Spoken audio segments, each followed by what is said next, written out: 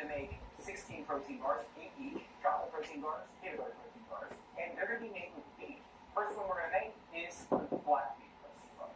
Both of these are going to be made similar, but also different. So stick through for both recipes because even though it might seem like it might just be a different bean with a different flavor, it's not. First one, we need a can of black beans. For both of these, I'm going to drain and save the liquid. So the liquid in all beans is known as aquafaba. We're just going to be using a little bit of this. We don't need all of it. Then I'm going to rinse the black beans off. You do want to rinse this off. Now, I'll be honest, I was originally inspired to do this because I love the sweet red bean paste that comes in a lot of like Asian desserts. I love that sweet red bean paste. So I thought, man, sweet and black beans or sweet and chickpeas would be really good. And then come to find out, I look it up, and tons of people do this already. So this isn't like a new thing. So I'm going to be using old-fashioned rolled oats. I'm going to start with 1 cup, and we will just pulse these, not really into a flour, but just pulse them into smaller bits. There we go. I think that looks pretty good. At this point, I'm just going to add my 1 can of black beans and about a half cup of dates, which comes to about 4 individual dates. Now, I do want to press just to make sure that they are pitted. You never know, sometimes there's a little pit that's left. It's happened to me. Now, I am going to mix this together. To get the protein, we are going to be using some protein powder. I am just using vanilla protein powder. This is plant-based protein powder. 4 scoops is going to get us about 60 grams of protein in total. Now, we also need a 1/4 cup of 100% cacao cocoa. And this guy is going to get a 1/4 cup of maple syrup. This is where we need the aquafaba. We have about a 1/2 cup of aquafaba. I'm going to add half of this. I'll pulse that together. Add the other half here. And this dough ball is exactly what we're looking for. Perfect. Okay. Awesome. That's exciting. I'm going to take one of these bread pans, and I'm going to line it with some parchment paper, and we will just scoop this in. Now, I have all of the nutrition facts figured out for these. I will let you know in the end. Just for fun, I'm actually going to top this with some vegan chocolate chips that I have. I'm going to preheat the oven. I'm going to bake both of these. I'm going to preheat the oven for about 350 degrees. Get everything cleaned out before I start the next one, the chickpea version. But for right now, let me tell you about today's coffee. So if you've been on the channel for a bit, you have heard me talk about my issues with coffee. I drink way too much of it. That leads to crashes, anxiety, I get the jitters. It's not great. And that's why I want to tell you about Peak Sun Goddess Matcha. Peak's matcha contains caffeine and L-theanine, which is a calming ingredient that gives me sustained energy without jitters, caffeine crashes, or anxiety. And it's really good. It's really good. This is ceremonial-grade organic matcha that has been quadruple toxin-free from pesticides, heavy metals, toxic molds, and radioactive isotopes. It's creamy, delicious, and Sun Goddess matcha contains ECGC, which has been known to firm and brighten skin, along with the slow-release caffeine and catechin, which supports lipid metabolism and helps curb craving. And with the pre-measured pouches, it makes it easy to stay on a consistent routine. You can dissolve it in hot or cold water. I like it either way. I do hot 11 times in the morning. Then right now it's like 5:30. I just need it cold. So yeah, Peak's Sun Goddess matcha is the best vodka for performance and energy. Get the 15% off plus a returnable software and cup. You can visit peaklife.com/saucedash. Peak, thanks for sponsoring today's video and for making the best matcha I've ever had. The hurricane getting crazy. Okay, we're back. Now, the microphone wasn't turned on, so I have to voice this over for just a few minutes. Eventually, I'll realize and turn my microphone on. So, for the time being, you're just going to deal with voiceover. So, at this point, we're going to be making chickpea peanut butter protein bars. Now, these come out really good. All we're going to do is drain the chickpeas. We don't need to wash those off. We do want to save the aquafaba. We're going to start with 1 cup of the oats, pulse them down, same thing as before, add the chickpeas, the entire can, and for the sweetener on this one, I'm going to be using allulose. It's one of my new favorite sweeteners. Allulose is a naturally occurring sugar that's found in figs, molasses, and raisin, but commercial allulose is actually made by converting fructose into allulose. It's been studied quite a bit, and it's actually been found to not only not be bad for you, but there has been some health properties to it. I'm going to be using a 1/4 cup here, and at this point, I realized my microphone was off, and I turned it back on. Okay, this audio's back. What a bummer on that. Packing this thing up. I have both of our chocolate and peanut butter.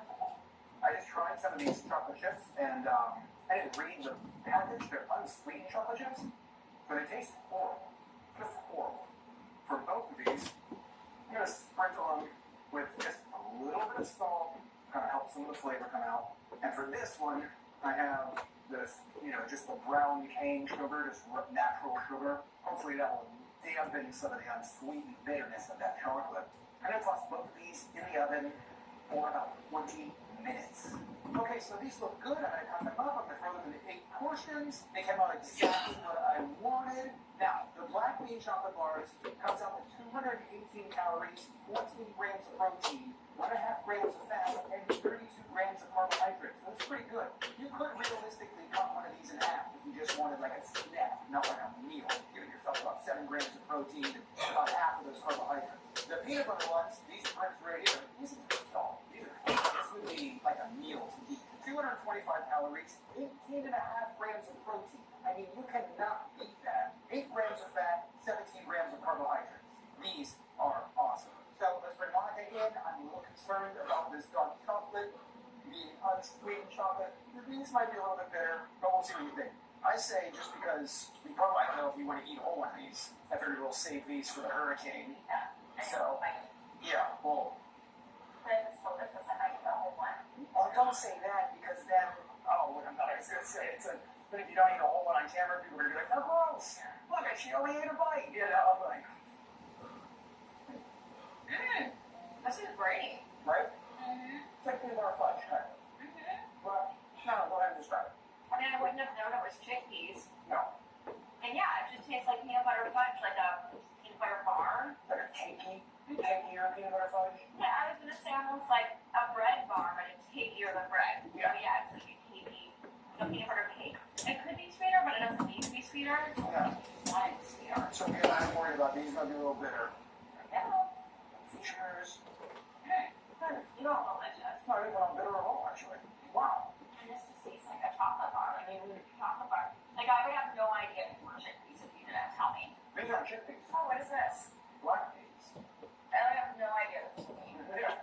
I know it's a dark chocolate, but it's not bitter and it is sweet to me. Like, I don't know that it needs to be sweet. All in all, I think these are great. One can of chickpeas will change the way you think about protein. Look at that. These little guns. Good again. Look at that. Wow. Good job, baby. You got it. No, you did. Let's go get ready for this stuff. Here. Oh, baby.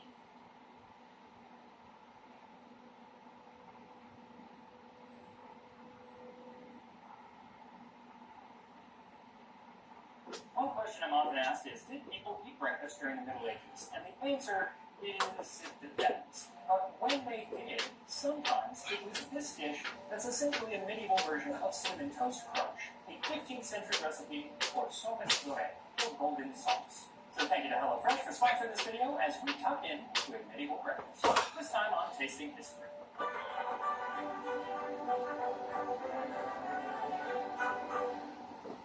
So to answer the question, did medieval people eat breakfast, we're going to have to look at several different time periods and several different classes of people. But the short answer is, yes, they did, sometimes on occasion. For most people, this meant some bread or cheese or ale, maybe some cold porridge left over from the night before. But as you moved up the social ladder, you might be finding something more complex on your breakfast table, as we see in the 14th century story of Sir Gawain and the Green Knight before the men go on a hunt. Full early ere daylight, the folk rose up. The knights, all arrayed for riding, leapt up lightly and took their bridles, and each rode his way as pleased him best. The lord of the land was not the last, ready for the chase with many of his men. He ate a sop hastily when he had heard the mass, and then with a blast of the bugle fared forth to the field. He and his nobles were to horse ere daylight glimmered upon the earth. An early morning breakfast out sops. Unfortunately, it doesn't tell us what kind of sops this lord was eating, because they really ran the gamut. Sometimes it was just a piece of toasted bread that was dipped in some ale or wine to kind of soften it up. But there are also recipes that are much more complex, with eggs added and different spices added. There's even one with fried onions that's kind of like a precursor to French onion soup. In fact, the word sop is where we get the word soup. Essentially, as the toast started to go away and the liquid started to become more prominent, sop turned into soup. Now, the sop that I have decided to make does not have any onions in it, but it is reminiscent of one of my favorite breakfast foods, Cinnamon Toast Crunch. Sopas dore. Take raw almonds and grind them in a mortar, and temper them with wine and draw them through a strainer, and let them boil, and cast thereto saffron, sugar, and salt. And then take a pan de man and cut him and toast him, and wet him in wine, and lay him in a dish, and cast the syrup thereon, and make a dreg of powdered ginger, sugar, cannel, cloves, and maces, and cast thereon. And when it is egressed, serve it forth for a good pottage. Now I left the old spelling in because I feel like you can kind of get the gist of what the modern English would be, but I did pronounce it in a modern way because it sounds very, very different if you don't. Anyway, for this recipe, what you'll need is a pinch of saffron, 2 tablespoons of sugar, a half teaspoon of salt, and several thick slices of white bread. This is what in the recipe they call pan de man or pan de man, which was kind of the nicest white bread that you could get. Then a quarter cup or 60 milliliters of white wine, and then a mixture of spices. And the quantities that you use are really up to you. I'm using a tablespoon of sugar, a half teaspoon of ginger, a half teaspoon of cinnamon, an 1/8 teaspoon of cloves, and a quarter teaspoon of mace. And the mace in this case is neither a weapon nor the stuff that you spray in an attacker's face, but rather the outside coating of a nutmeg. And it has a similar flavor to a nutmeg, but it packs more of a punch. It's a little bit spicier. It's really good. Then you also need 2 cups or 475 milliliters of almond milk made with wine. People are often surprised when almond milk appears in a medieval recipe. I guess it just seems like a very modern ingredient, but it was actually really common in medieval Europe, and it was made pretty much the same way that it is today. You can just buy some almond milk at the store, some plain almond milk, but I prefer to make my own, especially since this recipe calls for it to be made with wine, which they will not have at the store, and it's actually really easy to make. Almost as easy as the recipes that you'll get from today's sponsor, HelloFresh. HelloFresh is a great way to get yourself to make more meals at home. And since it arrives on your doorstep, all the ingredients there in a box, you never have to do any shopping. Also, the ingredients are pre-portioned, so you don't even have to do any prep work. You can get right to the cooking. The recipes are well written, they're easy to follow, and they deliver delicious meals like this sesame soy beef bowl. It's now definitely one of my favorite meals from HelloFresh. And should you not like beef, you can still have this meal because HelloFresh lets you swap out different proteins. You can swap the beef for some ground turkey or chicken breast. And with over 50 recipes to choose from each week, there's something to fit everyone's tastes. Whether you're a vegetarian, pescatarian, you need something that's family friendly because you have kids or adults that are not very picky eaters. And right now, you can get 10 free meals at HelloFresh.com when you use my code 10TastingHistory or just visit the link in the description. They're applied across 7 boxes for new subscribers only, and they vary by plan. That's 10 free HelloFresh meals when you visit HelloFresh.com and use my code 10TastingHistory. And now let us make some medieval almond milk with wine, for which you will need 1 cup or 150 grams of raw almonds, 3 cups or 710 milliliters of water, and 1 cup or 235 milliliters of white wine. So first, soak the almonds in water overnight. They should become nice and plump, and then drain them. Then you can grind these up by hand, but if you have a blender, now is definitely the time to use it. Just add in the almonds and then the water and the wine, and blend for a minute until everything is smooth. Then pour the almond milk through a fine cloth or a nut milk bag, squeezing out as much liquid as possible, and that's your almond milk. So then take 2 cups of that and put it in a saucepan and heat it to a gentle simmer. Then add in the saffron threads and the sugar and salt and stir.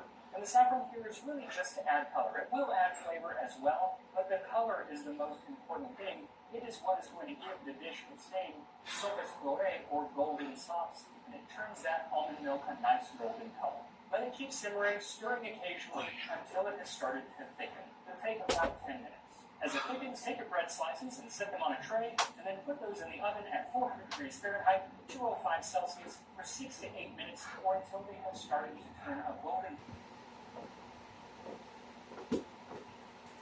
For another 4 or 5 minutes until they are nicely toasted. Then, while the bread is still hot, set it in a dish and drizzle with white wine on the top. Just enough to make it wet, but not to make it soggy. Yet, it will get soggy. By now, the almond milk should have thickened up quite a bit, almost like a custard, and you can pour it around the toast and a little over the top. Then take a good large pinch of the spice mixture and sprinkle that over the top as well. Now, the spice mixture actually has a name. It was powder goose, or sweet spices, and it was very common in the kitchens of wealthy medieval people. And it always varied a little bit depending on who the chef was who was making it, but they were always similar, had similar sweet spices, and usually a sugar base. And I've used it a few times here on the channel, including in the recipe for medieval lasagna, which is also in the Tasting History Cookbook. So you can use that all to make mostly dinner dishes, but for now, we are going to focus on medieval breakfast. In the Middle Ages, not everyone got breakfast. In fact, some people even considered it a sinful indulgence. Based on the writings of several scholars, including the Summa Theologica by Thomas Aquinas, some members of the church tied eating breakfast to the sin of gluttony. There was an aspect of the sin called reprogram, which referred to eating either too quickly or too soon after a previous meal. So eating first thing in the morning was often considered indulgent. But this doesn't apply to everyone, nor at all times. In fact, in the earlier Middle Ages, especially in the British Isles, we know that at least some people were eating breakfast because there are two Old English words, wundermeta and morgenmeta, which meant morning meat, referring to eating food in the early morning. Now, how common it was is up for debate, but it was at least common enough that they required two words for the practice. And Latin also had a word for breakfast. It was jantacurum. So for most of the Middle Ages, jantacurum was not meant to be eaten by everyone. More often it seems that people stuck to a two-meal day. There was the midday meal, prandium, which tended to be the largest meal of the day, and then the lighter evening meal called cena. And still today, in Italian, dinner is called cena. In Spanish, I think it's cena. That's where it comes from. But jantacurum, or breakfast, was the domain of the wealthy, or to those people who society deemed it necessary to eat breakfast. For instance, laborers. Now, depending on the location and the time period, peasants performing manual labor could be up to 80% of the population, which in that case, a lot of people were eating breakfast, and it was usually eaten a few hours after the person got up. In a log from northern France in 1474, it says that from the end of March through the end of September, basically the summer months, the masons working on a particular building were required to start work no later than 5:30 a.m. and had to continue until 8 a.m. when they would have an hour for breakfast. And this was usually bread and cheese that they might have brought from home or be given by the employer, and some beer or ale, and that was very often supplied by the employer as part of the day's wages. And working in the fields, too, people often just sat down right where they were working to eat their morning breakfast. Well, you want to make sure that you're in a safe place when you eat your morning breakfast, because in August of 1346, a William Bishop of Oxfordshire was digging a pit when he decided to have breakfast. He sat down in the pit, only to have the pit collapse on him and kill him.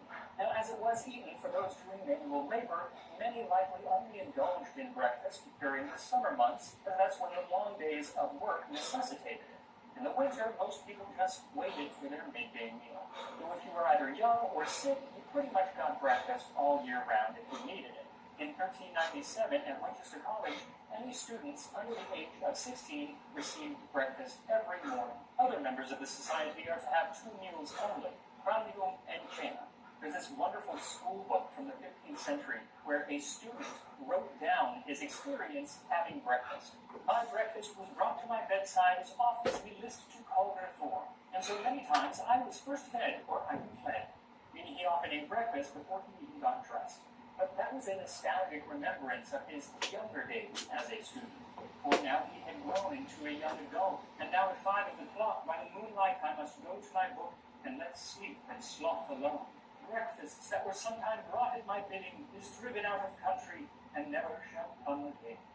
It's exactly how I feel when I think back upon my youth, eating bowls of cereal and watching Saturday morning cartoons. And something so precious and then had it cruelly taken away from me. Such is life. It was a similar situation for those people who were ill. And if you were a monk, well, having breakfast came with strings attached. In his monastic constitutions, L'Enfant, the 11th century Archbishop of Canterbury, wrote that after terce, the children and the sickly, who cannot fast, shall receive the mixtum. Terce was the mid-morning prayer around 9 a.m., and a mixtum was simply any additional meal that was given to a monk. And should you eat this extra meal, especially if it had any meat in it, you had to go through a long process of begging for forgiveness. First, even as he is eating his mixtum, the sick monk had to pull his hood over his head, I guess to hide his shame. Then he had to prostrate himself on the floor before all the other monks to ask for forgiveness, and then ask for absolution from the abbot, saying, "My Lord, I have been long in the infirmary, borne down by sickness. I have offended in matters of food and drink and much else, and I have acted against our established discipline.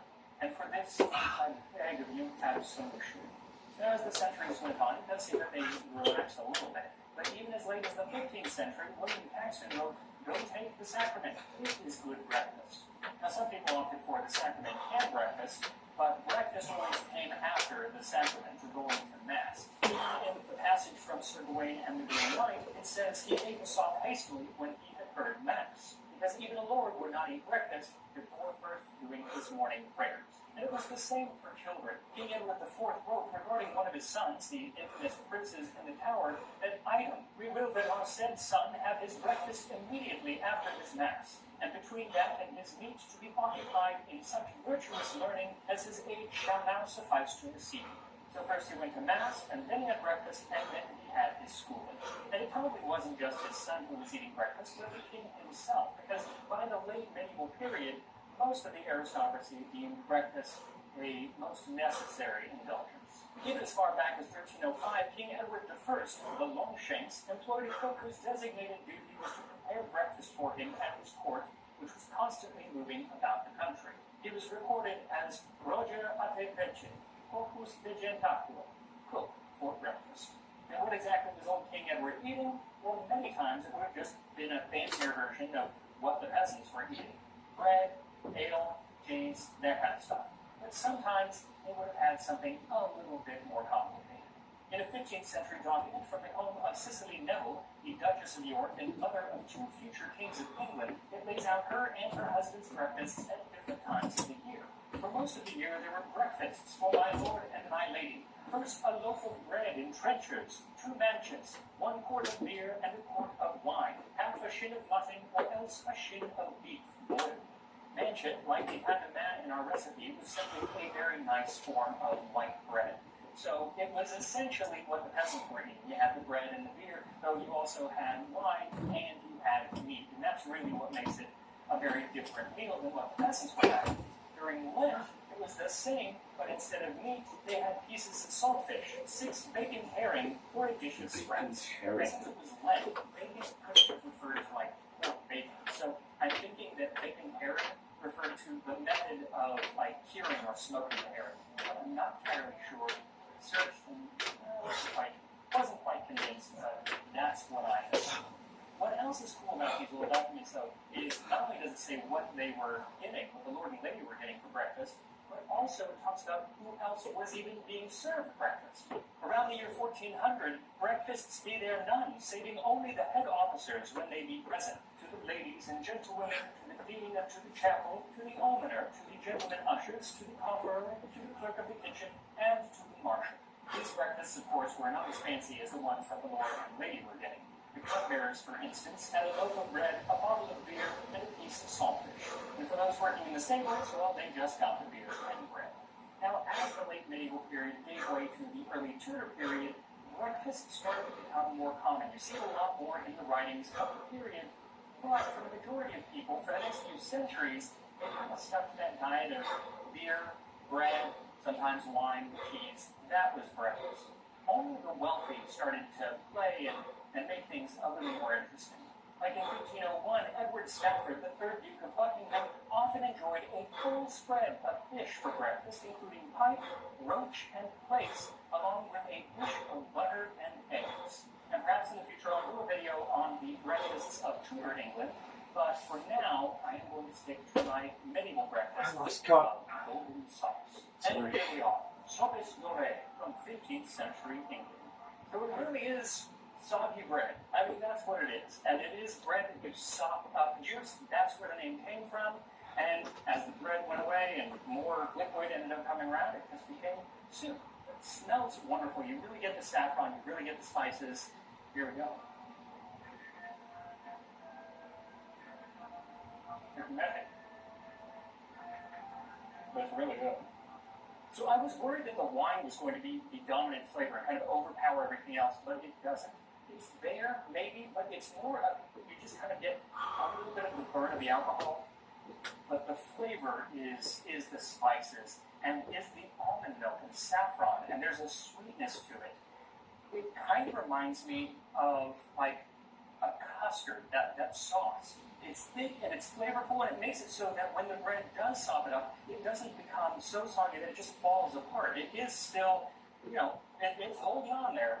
The spices that you add, I think I could probably even add more. It does have that kind of cinnamon toast crunch flavor to it, but you add even more, and you're definitely in cinnamon toast crunch flavor. It's really quite good.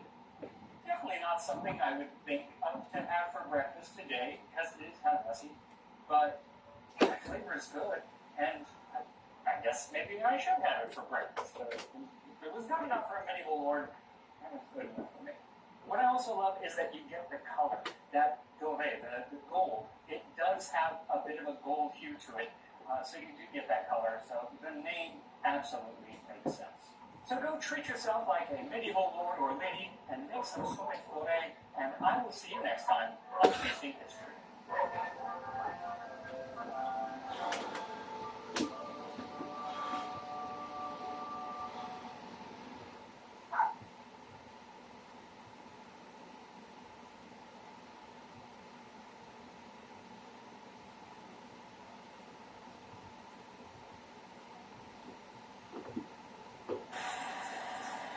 Beautiful, isn't it? However, unfortunately, here in Ukraine, many of the Soviet mosaics have either been torn down or just neglected and left to fall into disrepair. And so I want to take you guys on an adventure with me around this giant nation in search of some of the ones that still remain. So we're now going to go to a railway station and begin our journey on the hunt for some Soviet Ukrainian mosaics. Join me.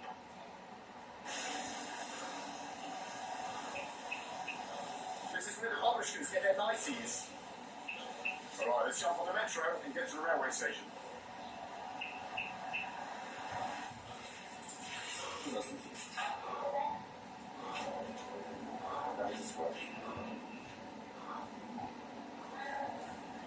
Понял. Спасибо.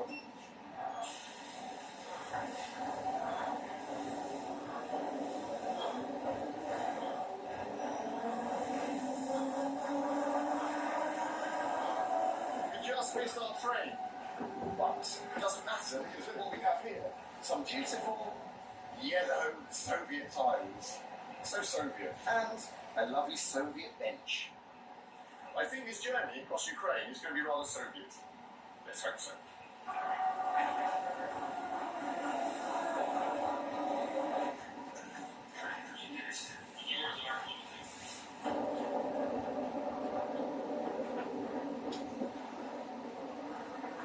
About the mighty Dnieper River, carrier of so much of Europe's great history, along these waterways. Check it.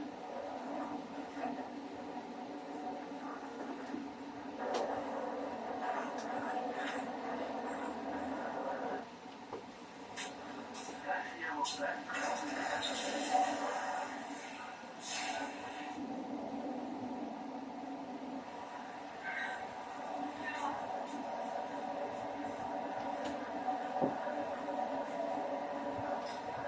Check out this mega concourse here with Kiev Central Railway Station. You've got the massive old chandeliers, and here, above the columns, you've got different cities. You've got Lviv and Chernigov, Odessa. Wow. Amazing architecture that the Soviets built. Well, probably German prisoners of war, to be fair. Anyway, yeah. Wow, the scale of this thing is amazing.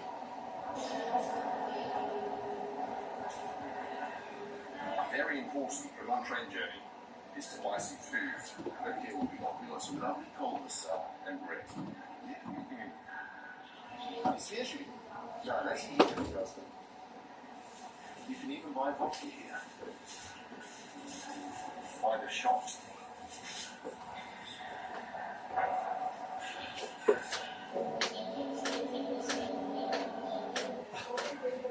Well, it seems that that's not actually our railway station. Apparently, we're going to a little railway station over here because the train we're taking is called Elektrichka, which is the most basic train you can take.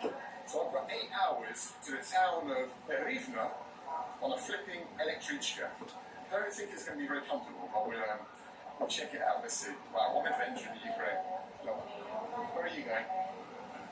And this is a Ukrainian girl going somewhere or arriving from somewhere. I don't speak English. Wow, what? Oh, good job. Очень приятно.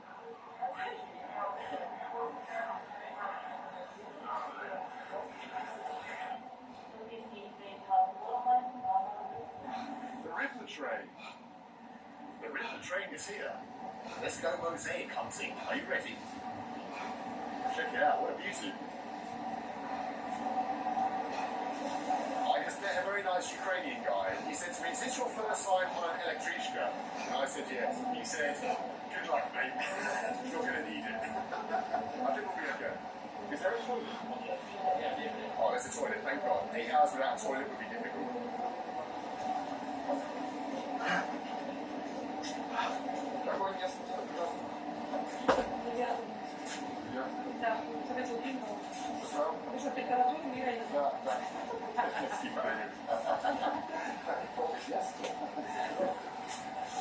Click on the link I've got in the description. You'll get 13,000 gold and 1 month of premium subscription for free. Offer's only available for 30 days, so don't miss out. Just another thank you to Conflict of Nations for sponsoring the video for a free online PvP strategy game happening in a modern global war, where you get to choose the strategy on how you take over the world. Reminder, click on my link down in the description to get 13,000 gold and 1 month of premium subscription for free. Again, it's a limited time offer, so don't miss out.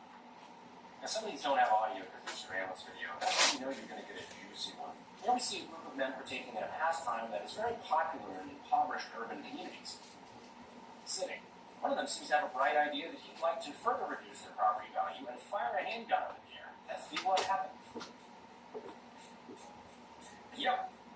And he didn't raise it quite high enough before squeezing off that first round because he just shot his buddy. I don't know where he shot him. It looks like he could have either been in the leg or the pelvic bone.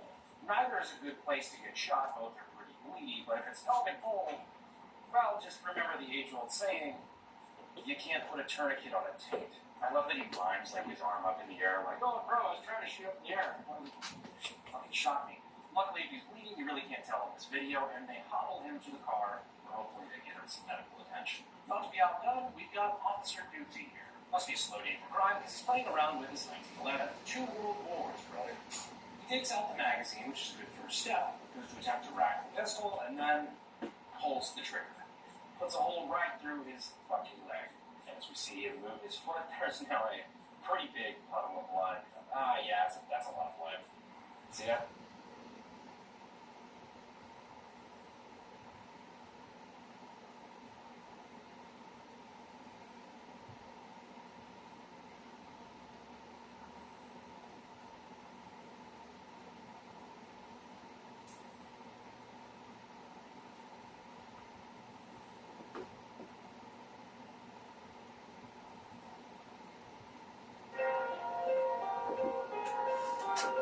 What's going on, beautiful people? We are back for another workout here on the Nate Power Fitness YouTube channel. This is a 10-minute shadow boxing workout for beginners. This 10-minute shadow boxing workout for beginners at home is perfect for people who are rear hook, rear uppercut, lead side, rear side. Are you ready? Let's go. We're going to work punch combinations so you can pick up the combos pretty easy. Jab is here, cross is here, let's work. Jab, cross, the word. Jab crosses and slips first. Jab, cross. Throw your jab, a little bit of a step into it. Jab. Throw your cross, bring that rear hip around. This right hand comes straight out. Straight out. Close up your guard, lady. Let's go. Jab, cross. Keep your head still. You don't want to turn your head. You can't see what's going on, so shoot at me. Now it's time to count it now. Jab, cross. Now, move a little bit as you throw the jab, cross. Move in a little bit. Move in a little bit. Now throw a slip, slip. Slip to the lead side, slip to your rear side. Just make it sharp and short with your hands up. slip, slip. Slip, slip. Go up about 60% intensity.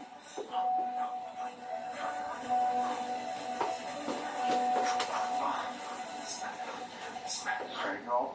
Jab cross, slip, slip. Jab cross, slip, slip. Now for 30 seconds, we want to go pretty fast. 3, 2, 1, let's go. 1, 2, slip, slip. Jab cross, slip, slip. Let's go. Hands up and you slip. Slip, slip. Jab cross, slip, slip. That's it. Close your guard. Just hands up.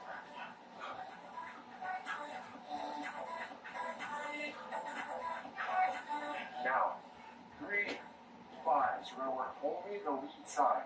Lead hook, lead uppercut. 3 5. Lead hook, lead uppercut. Let's go. Keep his hand right here. 3 5. 3. Halfway back. Extend the vertical forearm. Uppercut. Halfway back. Hit the elbow. Uppercut. Right? 3 5. 3 5. Good job. 3. Work that. Lead hook, lead uppercut. 3 5. Say the numbers in your head. It makes it easier to remember. 3 5. Lead hook, lead uppercut. All odd numbers.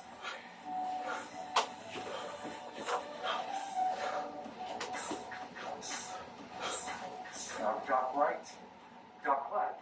3 5. Duck, duck. 3 5. Roll, roll. 3 5. Roll, roll. Now a little faster. 30 seconds. 3 5. Roll, roll. 3 5. Under, under. Think about your legs holding your torso down and around. Down and around.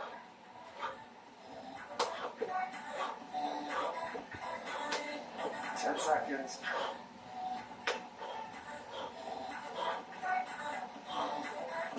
Hands up. Hook. Upper. Duck. Duck. More. Hook. Upper. Duck. Duck. Now, we'll work the rear uppercut to number 6. Coming from the rear side. Slight rotation off that back hip. Vertical. Those 2 big knuckles that will make the contact. Oh.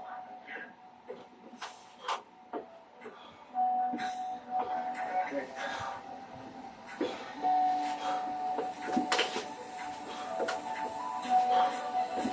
Pivot around a little bit, which means you're just turning off the lead foot. You're going to hold the sand with your lead foot as you turn. Close your guard as you rotate. Flex your arm, breathe. Flex your hand hardest at the top of the punch. Okay, now, step left, rear uppercut, step right, upper. Step left, lead side, upper, rear side, upper.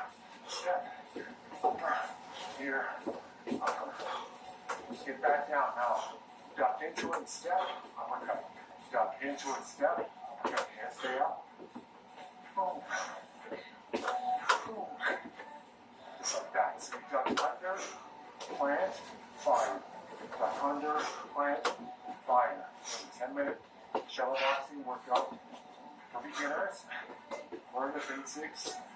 Put it work. Go faster, go. Only the 6. Only the uppercut. Shallow boxing at home, so don't be afraid. Just make funny faces. Put it work.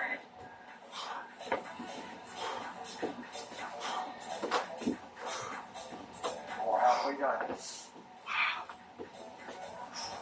Goes by quick. We're alive. A short period of time. Duck step, upper. Duck step, upper.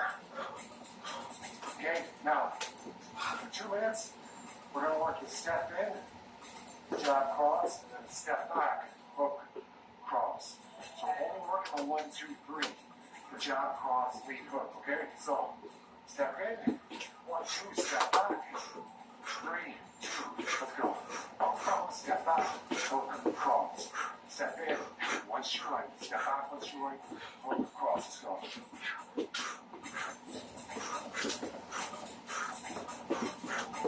straight ahead.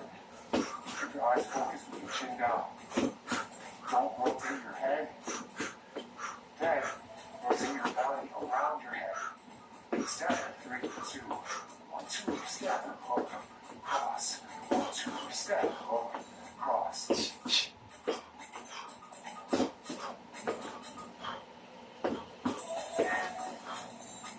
Right.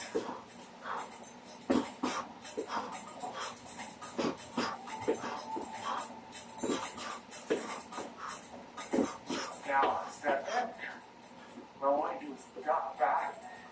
3, 2, step in, duck back, hook, cross. Ready? Let's go. Duck with a step, hook, cross. Jab, cross. Duck as you step, hook, cross. 1, 2, duck and step, hook, cross. Hands gotta stay up. When you come back, we'll go from here. We're not that big yet. Maybe right up. You might be. Hook, right. Now feel the flow of what you're doing.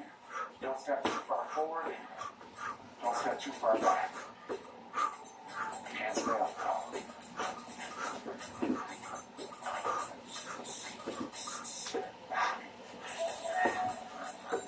Come on. You got it.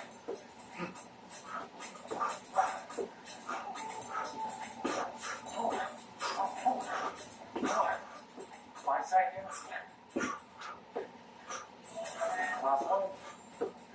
Good. So again, you're working lateral, forward, back, working it all. Now, we're going to step to your left. 5, 2. Step to your right. 6, 3. Step to your left. 5, 2. Step to your right. 6, 3. Let's go.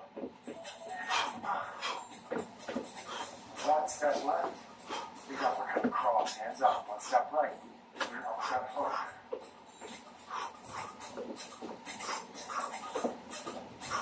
5, 2, 6, 3. So you're working lead, rear, lead. 5, 2, 6, 3. 5, 2, 6, 3. 5, 2, 6, 3. Now what can you add in here, guys? That's right, good job.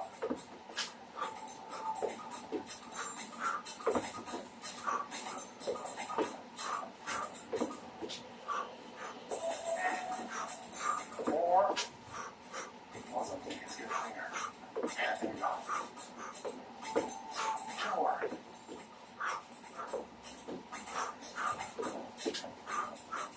Now we're going to finish with 4 30-second intervals. 1, 4, 3, 2, 1, go. Boom, let's go. 1, 4, 1, 4. Jab, hook, jab, hook.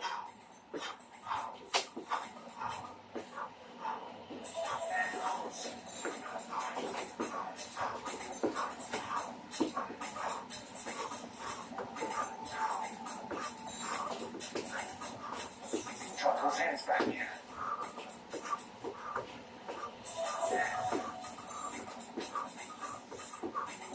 Now, slip, slip. 1, 2, 1, 2, slip, slip. 1, 2, 1, 2. Let's go.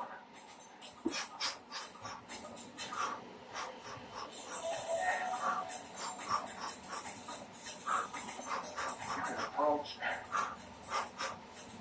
back, while punching and retreat, while punching.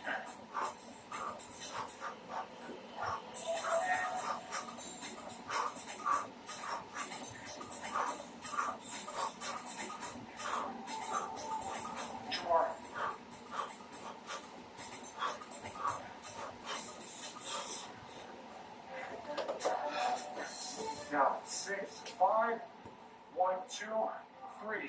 6, 5, 1, 2, 3. Let's go. Last one.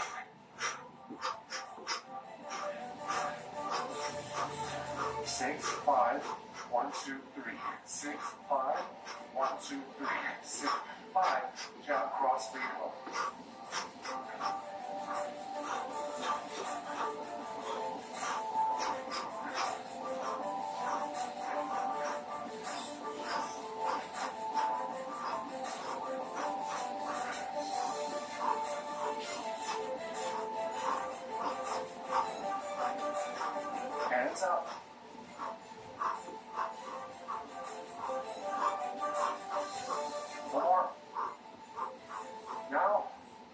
finish however you want, but I want you to add some footwork in. 30 seconds, go. Just let your hands go. If you're new, maybe you're just working on jabs. Maybe you're working on a cross hook. Maybe you're working on 1-2s. Move. And keep front elbow.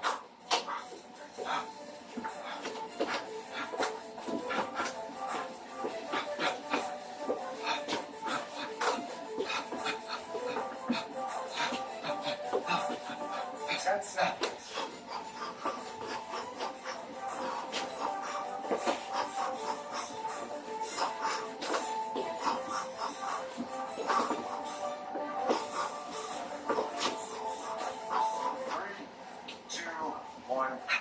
And time. There you go, squad.